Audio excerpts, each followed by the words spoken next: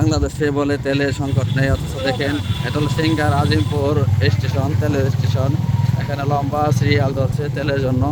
আসলে তেলের জন্য পুরো বাংলাদেশ হাহাকার, দেখতে পাচ্ছেন পুরো মোটরসাইকেল, হাজার হাজার মোটরসাইকেল এখানে তেলের জন্য পুরো এই স্টেশন হাহাকার। দেখতে পাচ্ছেন মনে হয় যে এখানে হোন্ডা শোরুম দেওয়া হচ্ছে, এত ভিড়, এত যানজাম, এত অবস্থা খারাপ। ঠিক আছে, এই দেখতে পাচ্ছেন মানে পুরাই অবস্থা খারাপ। কি তেল দাম দেবো? তুমি কি তেল পাইছাও? কয় টাকা তেল? কয় টাকা? 500 টাকা 500 টাকা তেল তো না মধু, হ্যাঁ তেল তো না মধু দিবেন সে মধু। মধু কালার কোকটেল।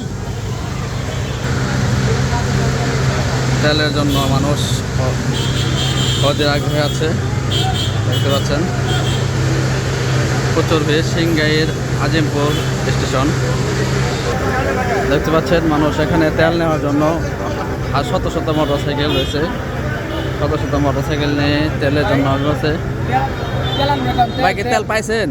পাইনি ভাই, 4 ঘন্টা ধরে বসে আছি। 4 ঘন্টা ধরে তেল নাই, তেল নাই। যত এসে রুমে বসে কয় তেলের সংকট নাই, তাদের জন্য কিছু বলেন ভাই। কি কম আর তাদের কম, হোন্ডা বাড়ি সুন্দর মতো থাক, হোন্ডা বাই করার দরকার নাই রাস্তাঘাটে। কম কাক করা এসে রুম থেকে আগে রাস্তায় হয়, তারপর দাও এসে তেল দাও। আগে তেল আসুক তারপরে গাড়ি। যাই হোক, দেখতে পাচ্ছেন হাজার হাজার মোটরসাইকেল। এটা ওই যে রাস্তা দিয়ে রয়েছে প্রচুর পরিমাণ, অনেক মোটরসাইকেল।